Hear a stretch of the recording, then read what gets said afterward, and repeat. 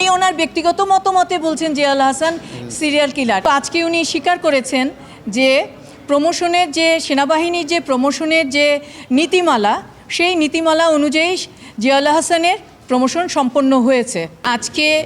আজকে জনাব ইকবাল করিম ভূঁইয়ার দ্বিতীয় দিনের মতো জেরা সমাপ্ত হয়েছে। এই জেরা আগামী আবার রবিবার দিনও থাকবে, এই জেরা কন্টিনিউ করবে, রবিবার দিনও থাকবে।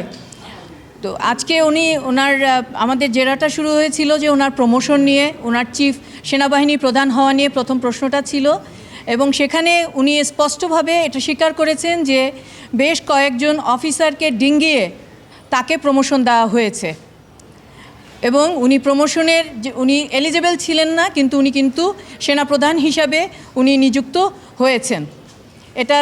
এই নিয়ম উনি ব্যত্যয় করেছেন, এটা ছিল প্রথম। এবং এরপরে ছিল উনি গতদিন বলেছিলেন যে জিয়াউল হাসানের যে প্রমোশন, সেই প্রমোশনে কোনো যোগ্যতা ছিল না, কিন্তু আজকে উনি স্বীকার করেছেন যে প্রমোশনের যে সেনাবাহিনীর যে প্রমোশনের যে নীতিমালা, সেই নীতিমালা অনুযায়ী জিয়াউল হাসানের প্রমোশন সম্পন্ন হয়েছে। এবং সেখানে যে স্টাফ কলেজের কথা ওনারা বলেছেন, সেই স্টাফ কলেজ এবং এখানে একটা অথবা আছে, সেই অথবা যে কতগুলো বিষয়কে এরা মেনটেন করে, সেইগুলো বিষয়ে ক্রাইটেরিয়াগুলো ফুলফিল করেই জিয়াউল হাসান একজন প্রমোশন প্রাপ্ত হয়েছেন। পদ্মা সেতু, মেট্রো রেল এবং এলিভেটেড এক্সপ্রেসওয়ে নির্মাণের গর্বিত অংশীদার বসুন্ধরা সিমেন্ট।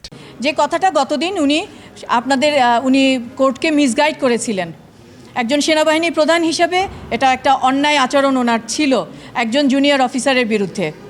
এরপরে উনি গতদিন বলেছিলেন যে প্রমোশন বোর্ডে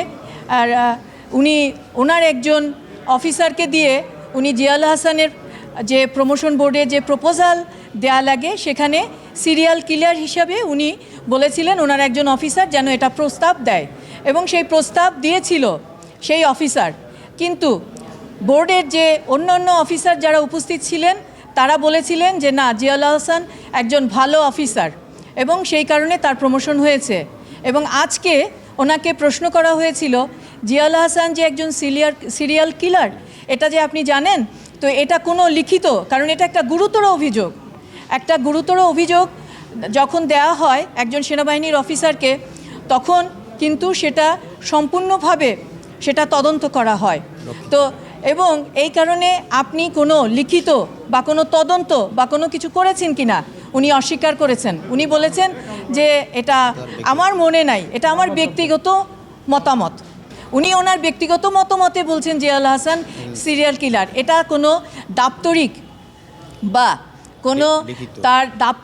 বা জিয়াউল হাসানের যে সেনাবাহিনীতে যে তাদের পার্সোনাল যে প্রোফাইল থাকে, তাদের যে রিপোর্টগুলো থাকে, PSI, DMI, বিভিন্ন রকমের অ্যাব্রিভিয়েশন আছে, এগুলো যাই হোক, এই যে রিপোর্টগুলো থাকে তাদের পক্ষে, তাদের পার্সোনাল ফাইলে বা তাদের ACR-এ প্রমোশন বোর্ডে যখন যায় ট্রেস মার্ক দেখে, সেখানে কোথাও তার সম্পর্কে কোনো নেগেটিভ মন্তব্য নাই। এটা আমি জোর দিয়ে বলছি, এবং আমরা ভবিষ্যতে এই রিপোর্টগুলো হয়তো চাবো। এখন উনি কিন্তু বলেছেন যে আমার জানা নাই, কারণ এত বছর হয়ে গেছে, আমার মনে নাই। এটা ওনার নিজের ব্যক্তিগত অভিমত। উনি যখন নিন্দা করতে হয় সেনাবাহিনী, সেটা খুব ভালোভাবে পারেন। উনি সেনাবাহিনীকে মাটির নিচে নামায় দেওয়ার জন্য উনি খুব দক্ষ মানুষ, কিন্তু যখন আপনি কোশ্চেন করেন তখন আর উনি সেটা বলতে পারেন না। একজন DMI-এর উপরে অত্যন্ত নির্ভরশীল ছিলেন, জগলুল নাম তার, ব্রিগেডিয়ার জেনারেল জগলুল। আমি খুবই দুঃখিত, ওনার কারণে এই ব্রিগেডিয়ার জেনারেল জগলুলের ব্যক্তিগত তথ্য আজকে এই আদালতে প্রকাশ পেয়েছে, কারণ ব্রিগেডিয়ার জগলুলের নৈতিক স্খলনজনিত সমস্যা ছিল। এই ব্রিগেডিয়ার জগলুলকেও উনি হেয় করলেন এই আদালতের মাধ্যমে। আমি খুবই দুঃখিত ব্রিগেডিয়ার জগলুলের জন্য।